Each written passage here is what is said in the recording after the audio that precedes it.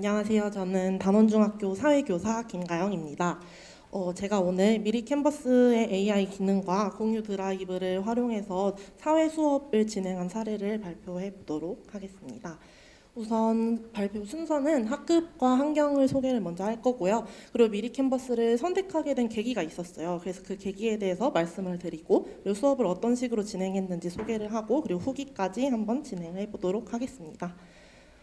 저희 학교는요, 그 중학교 1학년이고, 제가 맡은 아이들은 중학교 1학년이고, 한 반에 27명씩 제가 사회 1 수업을 7반을 전담을 하고 있었어요. 그래서 그 아이들을 모두 수업을 했고, 기자재로는 그 학교에 다 1인 1 태블릿이 공급이 돼 있었고, 그게 갤럭시 탭에다가 블루투스 키보드를 연결을 해서 쓸 수 있는 그런 구조였습니다. 그래서 사회에서 또 개인과 사회생활이라는 단원에서 수업을 했는데 이 단원이 그 유아기, 아동기, 청소년기, 성인기 이런 식으로 아이들의 그런 사회화 과정을 담고 있고요. 그리고 거기서 사회적 지위나 사회적 역할 이런 것들을 배우는 단원인데 그 단원을 다 통틀어서 자서전 만들기 활동을 하면 정말 좋겠다라고 해서 제가 처음부터 그 평가 계획에 기획을 했었던 거고요. 그걸 미리 캔버스를 활용해서 제작을 해보았습니다. 그래서 구체적인 그런 단원에서 했던 거 이런 것들은 뒤에서 이어서 말씀을 드리도록 하겠습니다. 그래서 제가 미리 캔버스를 사실 선택하게 된 계기는 저희 학교가 2024학년도에 그 디지털 선도학교로 선정이 되어서 디지털의 여러 가지 도구를 사용을 많이 하고 있었어요. 그래서 학교에서도 많은 선생님들, 부장님들 다 디지털 역량을 기를 수 있는 거를 해달라, 협조를 해달라 이렇게 말씀을 하셨는데 사실 제가 작년에 2년차, 올해 이제 3년차인 교사거든요. 그래서 저의 입장에서는 디지털 역량 잘 모르겠고 그냥 일단은 내가 너무 고민이 되는 게 많고 내가 좀 더 편리하게 수업을 했으면 좋겠다라는 생각에서부터 이걸 먼저 시작을 했어요. 그래서 어떻게 하면 좀 더 편리하게 할 수 있을까? 그리고 엄청 고민이 많았는데 제가 제일 학교에서 처음 학교를 갔을 때 어려웠던 부분이 예산을 사용하는 부분이었어요. 이게 생각보다 학교에 돈이 되게 있고 그 돈을 어떻게 활용을 하면 좋을까 해서 제가 신규 첫 해 때는 그 교과 예산으로 주어진 돈을 어떻게 하면 좋을까 했는데 다들 그냥 분필 사세요, 아니면은 책 사세요, 보드게임 사세요 이렇게 하셔가지고 저도 신규고 막 정신없고 하다 보니까 그럼 나도 그냥 사회 관련된 보드게임 사가지고 언젠간 애들이랑 쓰겠지 이러면서 샀는데요. 사실 지금까지 뜯어보지도 않았습니다. 어딘가에 이렇게 사회 교과실 어딘가에 이렇게 쌓아놨는데 그러다 보니까 이 돈이 생각보다 많은데 이거를 좀 더 좋게 활용을 하면 좋지 않을까라는 생각이 들어서 뭔가 애들한테 그런 결과물을 만들어주면 좀 더 의미 있겠다라는 생각을 먼저 하게 되었고요. 그리고 평가 계획에 원래부터 자서전 만들기라는 걸 해놨었는데 사실 자서전 만들기를 저도 제가 학교 다닐 때 했던 기억이 있어요. 그래서 많이 하시는 그런 활동일 것 같은데 보통 이렇게 그냥 아무것도 없는 책을 사시거나 아니면 그냥 종이 이렇게 잘라가지고 책으로 만들어가지고 거기에 사진 붙이고 애들 글씨 쓰고 이런 식으로 진행을 하게 되는데 제가 학교 다닐 때 생각을 해보면은 그 사진을 준비해 가는 과정이 너무 번거로웠던 것 같은 거예요. 이제 집에 프린터기가 없는 친구들은 또 그걸 안 해와서 선생님한테 혼나기도 하고 막 애들 또 안 가지고 오고 이런 생각이 들어서 제가 교사가 된 후에 내가 이걸 똑같이 진행을 했을 때 정말 귀찮겠구나. 이걸 애들이랑 같이 하면은 분명 애들이 안 갖고 올 거고 사진 그럼 와가지고 교무실에 선생님 저 사진 안 갖고 왔는데 어떡해요? 이거 뽑아주시면 안 돼요? 분명 이럴 것 같고 분명 그렇게 문제를 일으킬 것 같고 가위를 쓰고 풀을 쓰다 보면은 또 풀로 이렇게 뚜껑에다가 막 이상한 짓 해놓고 막 이럴 것 같아서 그런 모든 번거로움을 내가 과연 그 7반 아이들을 다 관리를 제대로 할 수 있을까? 그리고 그 나중에 자서전을 어떻게 저렇게 만들더라도 그 만든 결과물을 내가 잘 가지고 있다가 나중에 저는 수행평가 채점을 좀 미루고 하는 편이거든요. 나중에 내가 채점을 할 때까지 이거를 어디다 보관을 하지? 내가 그걸 잘 보관을 할 수 있을까? 이런 엄청난 고민 끝에 표정이 정말 저렇게 됐었어요. 나 어떡하지? 이랬었는데 그러면서 미리 캔버스를 통해서 이렇게 저의 그 모든 고민들이 해결이 되었습니다. 그래서 이렇게 왜 미리 캔버스를 쓰게 되는지 좀 더 얘기를 하면요. 사실 아까 말씀드린 것처럼 저희 학교는 디지털 선도 학교여서 여러 가지 도구를 이미 사용을 하고 있었어요. 그 중에서도 그 타 사이트인 캔바라고 들어보셨죠? 그래서 그 캔바가 이미 모든 아이들의 계정이 생성이 돼 있었고 개인별로 그거를 무료로 그 프로 버전 같은 거를 사용할 수 있었고, 그리고 학급별로 다 이미 그 구분이 되어 있는 상태였어요. 1학년 일반. 그러면 사실 저는 이 타 사이트를 사용하는 게 훨씬 저에게는 편리한 길이었는데, 미리 캔버스는 처음부터 계정도 만들어줘야 되고 그룹도 제가 다 설정해야 됐는데, 그럼에도 미리 캔버스를 선택한 이유는요, 일단 타 사이트는 외국 사이트이기 때문에 글꼴이나 이런 것들도 다 영어고, 애들이 글꼴을 설정하려고 하다 보면 다 한국어로 쓰는데 예쁜 글꼴이 전혀 없어요. 그리고 이제 템플릿이나 이런 걸 검색할 때 우리 애들이 진짜 ABCD도 잘 모르는데 이거를 검색을 어떻게 하지? 이런 생각도 들었고요. 그래서 미리 캔버스는 제가 평소에 이제 수업 자료나 여러 가지 자료를 만들 때 미리 캔버스를 저는 사용을 개인적으로 했는데, 그때 봤을 때 이제 한국 사이트다 보니까 글꼴이나 뭐 다양한 그런 템플릿들이 다 한국인의 취향을 저격한 그런 것들이 많았기 때문에 이게 더 좋겠다라고 생각을 했고요. 무엇보다 선택을 하게 된 가장 중요한 이유는 비즈하우스와 연동이 된다는 점이었습니다.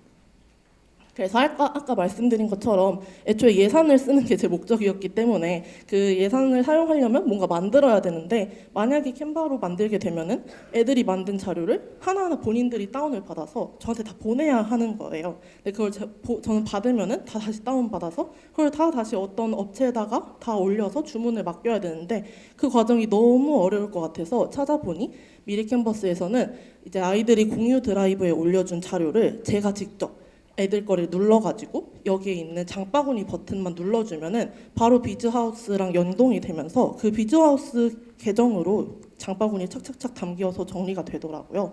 그래서 이러한 이유에서 나는 미리 캔버스를 써야겠다, 조금 번거롭지만 써봐야겠다라고 생각을 했고요. 그래서 활동한 내용을 말씀을 드리면, 처음에 일단 계정을 아까 말씀드렸다시피 계정을 만들어야 해가지고 계정을 또 언제 가입을 시키나 했는데, 이게 정말 생각보다 정말 간편했어요. 이게 에듀 계정을 쓰면은 에듀 플러스가 아니라 그냥 에듀 계정만 써도 아이들 많은 학생들의 그 가입을 시킬 수 있었는데, 처음에 이제 멤버를 초대할 수 있었어요. 그래서 이 멤버 초대 링크, 이게 정말 간편했는데, 링크를 생성을 해가지고 이걸 복사를 해서 제가 그냥 우리 그 QR코드 만들기 자주 하시잖아요. 거기다 담아갖고 애들한테 얘들아 QR코드 찍어봐, 여기 찍으면은 바로 가입할 수 있어 하면은 딱 찍는 순간 뭐 미리 캔버스 단원중으로 가입하시겠습니까? 이렇게 뜨더라고요. 그래서 애들 각자 태블릿에 구글 계정은 다 로그인이 돼 있으니까 그럼 그걸 이제 눌러서 구글 계정으로 가입하기 이렇게 누르면은 바로 가입이 쭉 가능했습니다. 그래서 가입을 한 다음에 이제 그룹화 시키는 게 조금 번거로웠는데, 그냥 생각보다 간단하게 그냥 1학년 1반 이렇게 만들어 놓은 다음에 그 1학년 1반 명년표를 보고 이름을 하나씩 검색을 해요. 그래서 하나씩 이렇게 추가만 하면 생각보다 금방 이렇게 했고요. 이 그룹화를 먼저 시켜 놓으면은 그 옆에 공유 드라이브가 있는데, 공유 드라이브는 바로 그룹을 이제 선택해서 그 드라이브를 만들 수 있었습니다.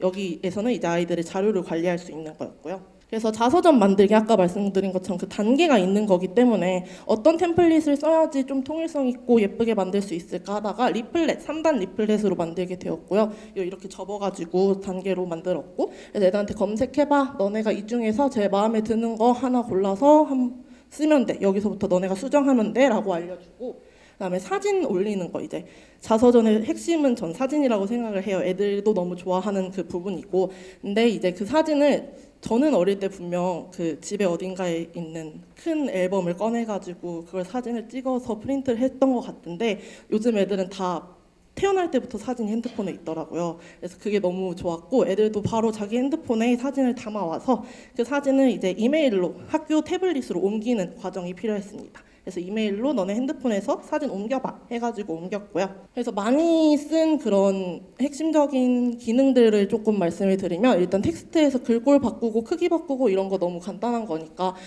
저희 애들 제가 처음에 할 때 애들한테 물어봤어요. 한 200명 정도 되는데 1학년이 너네 중에 미리 캔버스를 써본 사람 있어? 이랬을 때 10명도 안 됐었던 것 같아요. 정말 써본 친구들이 거의 없었고 할 줄 몰랐는데, 이렇게 간단하게 한 10분 정도 이런 거 있어 이랬더니 그 다음부터는 자기들이 알아서 다 찾아서 하더라고요. 그리고 생각보다 더 많은 저도 몰랐던 기능들을 애들이 발견을 해줘서 그런 부분이 정말 좋았고, 이렇게 프레임이라고 해서 사진 안에다가 그냥 사진 네모나게 넣으면 재미가 없으니까 이런 모양을 골라가지고 사진을 집어넣고 이런 활동도 진행을 했습니다. 그리고 가장 핵심적인 그런 부분이었는데요. AI 도구 중에서도 아까 앞서서도 많이 말씀해 주셨는데 저는 AI 드로잉 포토를 사용을 했어요. 그 유아기, 아동기, 청소년기, 성인기의 사진이 필요한데 아이들은 청소년기까지밖에 사진이 없잖아요. 그래서 애들이 막 선생님 성인기는 어떻게 해요? 저 아직 성인 아닌데요. 막 자꾸 이래가지고 어떡할까 하다가 이 기능을 제가 발견을 해가지고 아 이걸 한번 써보자 해서 제가 써봤어요. 처음에는 이제 그냥 뭐 어떤 아이가 자기는 성인이 돼서 가수가 되고 싶다라고 해서 그냥 여기다가 노래하는 사람 아니면 뭐 가수 뭐 이런 식으로 입력을 하니까 저기 지구 반대편에 있는 나와 나이가 전혀 맞지 않는 이런 식으로 표현이 되더라고요. 그래서 아 이것도 애들한테 설명을 잘 해줘야겠다 해가지고 애들 너네 쓸 때는 최대한 구체적으로 그리고 꼭 중요한 저 몇 살 한국인 여성, 몇 살 한국인 남성 이거를 꼭 넣어라 이렇게 해가지고 최대한 구체적인 방법을 알려줬고요. 이렇게 알려주고 나니까 애들이 생각보다 굉장히 잘 만들더라고요. 그래서 이렇게 만들어서 이 사진을 성인기 사진으로 사용을 했습니다. 그래서 애들도 뭔가 나의 성인기를 그냥 상상만 해보는 게 아니라 실제 이렇게 그림으로 보니까 좀 더 뭔가 좀 의미가 있는 그런 거였지 않았나 싶고요. 그리고 이 AI 라이팅 기능은요, 저도 정말 몰랐던 기능이에요. 저도 애들이랑 수업하려고 사실 많이 써보고 원래도 미리 캔버스를 자주 사용을 해가지고 많이 써봤는데도 몰랐는데 이제 중학교 1학년 아이들 저희 학교만 그런지 모르겠는데 정말 맞춤법을 너무 많이 틀려요.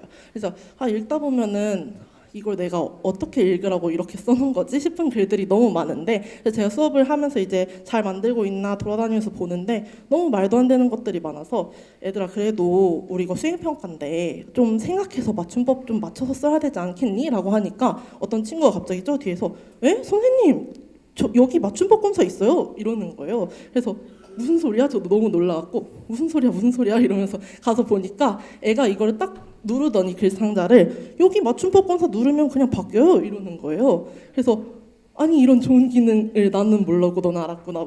너무 대단해 이렇게 해준 다음에 이제 모든 반에 가서 7반 다 얘들아 맞춤법 검사를 하면 돼 맞춤법 검사를 하면 돼 이렇게 해가지고 저도 깔끔한 글을 보고 채점을 할 수 있게 되었고요. 그래서 맞춤법 검사 이외에도 제가 여러 가지 써보긴 했는데 뭐 이어쓰기 요약하기 이런 식으로 글씨의 그런 문장의 분위기를 바꿔주는 그런 기능들도 있었습니다. 그래서 실제 맞춤법 검사를 쓴 그런 사례인데요. 이게 과장이 아니라 정말 애들이 틀렸던 거를 제가 다 모아가지고 가지고 온 거예요. 그래서 여기 보시면은 유아기에 나는 아들이랑 지휘 아니 지금 음악 시간이 아니고 사회 시간인데 왜 자꾸 지휘라고 이거 아니라고 몇 번을 말했는데 지휘라고 말을 하고 내 역할은 아니 진짜 내가 이 역할 아니라고 한 달 넘게 할머니 할아버지 할 때 할이야라고 여러 번 얘기했는데 왜 계속 이렇게 쓸까 막 너무 답답하고 이랬는데 이런 이상한 글도 맞춤법 검사 그냥 버튼 한번 딱 누르는 순간 이렇게 아름다운 글로 바뀌게 되었습니다. 그래서 정말 맞춤법 많이 틀리는 애들 것도 깔끔하게 잘 볼 수 있었고요. 그리고 이것도 그 애가 실제로 했던 부분을 제가 발췌해서 가지고 온 건데 뭐 이렇게 뭐 글을 나는 썼고 나의 중거 집단이었고 이런 식으로 썼는데 이걸 재미있게로 바꾸니까 뭐 기대가 됩니다. 뭐 만들어 볼까요? 막 이런 식으로 글 자체의 매력이 되게 재미있는 걸로 바뀌더라고요. 그래서 이런 기능도 잘 활용을 해보시면 좋을 것 같습니다. 그래서 실제로 애들이 만들었던 사례를 몇 개 가지고 왔는데요. 이게 정말 제가 생각한 것보다 애들이 훨씬 너무나 잘 만들고 너무 많은 기능을 다양하게 잘 쓰고 있더라고요. 그래서 이렇게 순서대로 이 리플렛이 접는 거기 때문에 순서대로 여기가 앞표지, 그리고 여기가 뒷표지, 그리고 여기가 성인기, 그다음에 유아기, 아동기, 청소년기 순서대로 만들도록 애들한테 처음부터 주어졌고 이것만 칸을 맞춰서 만들도록 했습니다. 그래서 보시면은 여기 이렇게 사진, AI 사진 넣은 거 보이시죠? 이렇게 성인기 사진이 들어가고 뭐 아이들이 가지고 온 사진 직접 넣었고요. 이런 식으로 뭐 글꼴도 자기가 원하는 글꼴로 예쁘게 사용을 해서 아이들마다 다 다른 매력을 볼 수 있는 게 너무 좋더라고요. 그래서 이렇게 글씨 색깔도 애들이 하나하나 막 다 바꾸고 이런 거 막 알려주지 않아도 알아서 너무 착착 잘 하길래 저도 너무 신기했고요. 그래서 여기도 보면 이런 달력, 저는 이런 달력이 있는지도 몰랐어요. 근데 이렇게 보니까 아이가 자기 생일을 꼭 표시를 하고 싶었나 봐요. 그래서 자서전에 자기 생일을 이렇게 표시를 한 친구도 있었고요. 그래서 이렇게 다들 다 다양한 템플릿, 처음에 있던 그런 템플릿에서 조금 수정을 많이 안 한 친구도 있고 완전 뜯어 고친 친구도 있어서 되게 다양한 매력이 있었던 것 같습니다. 그래서 이런 뒤에 붙이는 이런 것들도 제가 알려준 적이 없어요. 애들이 알아서 잘 찾아가지고 하더라고요. 그래서 마지막으로 이제 애들이 완성한 작품을 저에게 보내는 그 과정이 필요했는데 그 번거롭지 않게 공유 드라이브를 이용하면 됐어요. 제가 처음부터 애들 계정을 만들어가지고 다 공유 드라이브를 설정을 해놓은 상태였기 때문에 아이들은 그냥 여기서 자기 제목 그 학번 이름으로 제목을 바꾸기만 하면 돼요. 그래서 여기다 학번 이름을 쓰고 여기 옆에 보면은 폴더 표시가 있거든요. 이 폴더 표시를 누르면은 이렇게 공유 드라이브라고 뜨면서 제가 이미 설정해 놓은 자기 반이 뜨게 됩니다. 그래서 지금 이 친구는 여러 개를 설정해 놓은 상태인데 뭐 만약에 1학년 2반이면 1학년 2반 것만 떠요. 그래서 거기 들어가서 이동만 눌러주면은 저 학교 계정에 한 번에 애들 거를 모든 걸 볼 수 있었습니다. 그래서 그렇게 공유 드라이브에 담은 자료들을 저는 그냥 거기 들어가서 하나하나 장바구니 해가지고 넣어가지고 바로 제작으로 맡길 수 있었습니다. 그래서 제작물을 맡기니까 한 일주일도 안 돼가지고 다 오더라고요. 그래서 이렇게 최종적으로 이렇게 만들어진 결과물이었는데 이게 원래 한 장을 저는 주문을 했는데 원래 그런 건지 아니면 뭐 서비스 많이 해서 서비스인 건지 모르겠는데 2장씩 들어있었어요, 리플렛이. 그래서 애들도 너무 좋아하고 막 애들한테 너네 이거 한 장은 너네가 갖고 뭐 한 장은 뭐 좋아하는 친구한테 나눠 가져 막 이런 식으로 하니까 자기들끼리 막 나눠 가지고 엄청 좋아했던 그런 장면이 기억이 납니다. 그래서 마지막으로 후기를 조금 말씀을 드리면은 아이들한테 물어봤어요. 이 수업을 통해서 어떤 게 좋았냐, 뭐 기억에 남는 거, 느낀 점 이런 걸 물어봤는데 제일 많이 얘기했던 부분이 아까 얘기한 것처럼 AI 기능을 사용했던 부분이었던 것 같아요. 그래서 다른 사이트에서 자서전을 만들었다면 뭐 맞춤법 검사도 다 네이버에 들어가서 해야 되고 이랬는데 여긴 다 할 수 있었고 그리고 AI 기능 덕분에 내 미래 모습을 볼 수 있었다. 그래서 너무 좋았다라는 친구도 있었고요. 그리고 어떤 학생은 그 미리 캔버스에 풀려 있는 것들을 쓰면서 내가 손으로 하는 것보다 훨씬 그 퀄리티가 높아졌다는 부분을 얘기를 하더라고요. 저도 이 부분이 정말 너무 좋았던 게 사실 애들이 만들다 보면은 그 아이디어는 많고 뭐 하고 싶은 건 많은 애들도 손재주가 좀 부족하거나 하면 뭔가 본인이 하고 싶은 대로 못하는 경우가 있잖아요. 저도 어릴 때 글씨체가 별로 안 이쁜 편이라서 아무리 내가 예쁘게 해도 이걸 쓰고 나면 좀 만족스럽지 못하더라고요. 근데 그런 부분을 조금 덜어줄 수 있지 않았나 해서 애들이 다 만족스러운 결과물을 얻은 것 같고요. 그리고 어떤 학생들은 이제 이거는 사실 저에게 너무 좋은 점이었는데 자동으로 저장되는 점이 너무 좋았던 것 같아요. 제가 이 수업을 거의 6차시 동안 진행을 했는데 그러다 보면 만약에 내가 종이로 했더라면 이거를 다 걷거나 애들 분명 중간에 누가 잃어버리거나 이랬을 텐데 그런 일 없이 그냥 수업 종이 하다가 수업 종이 쳐도 막 이거 가져와, 뭐 누구 안 갖고 왔어, 왜 안 갖고 와, 이럴 거 필요 없이 그냥 애들한테 애들 그냥 자동 저장 되니까 태블릿 끄고 네 이렇게 하면 됐었기 때문에 정리하는 부분에서도 저에게 너무 좋은 그런 기능이었고요.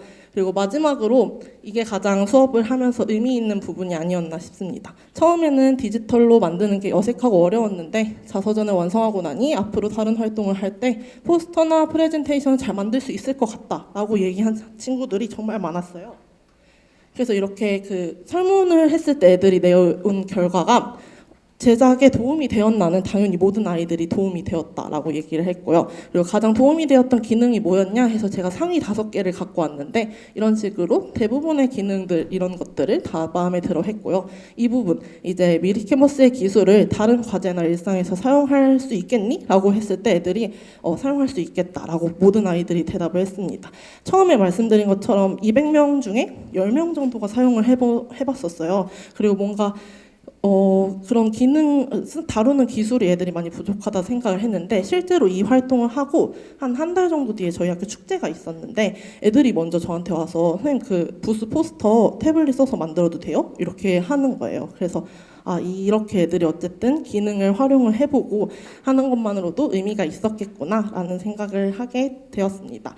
그래서 제가 계속 얘기한 것처럼 디지털 역량 뭐 이런 것들 애들한테 뭐 이것저것 많이 해주고 이러면 너무 좋지만 그냥 한 번쯤은 애들이 경험을 해보는 것만으로도 충분하지 않나라는 생각을 하고요. 저도 처음 시작할 때 우리 애들 진짜 할 줄 못할 것 같은데 어떡하지 이런 생각을 많이 했는데 생각보다 애들은 훨씬 더 잘하더라고요. 그 디지털 뭐 네이티브 이런 말이 괜히 있는 게 아니었던 것 같습니다. 선생님들께서도 한번 도전해 보시면 좋을 것 같습니다. 감사합니다.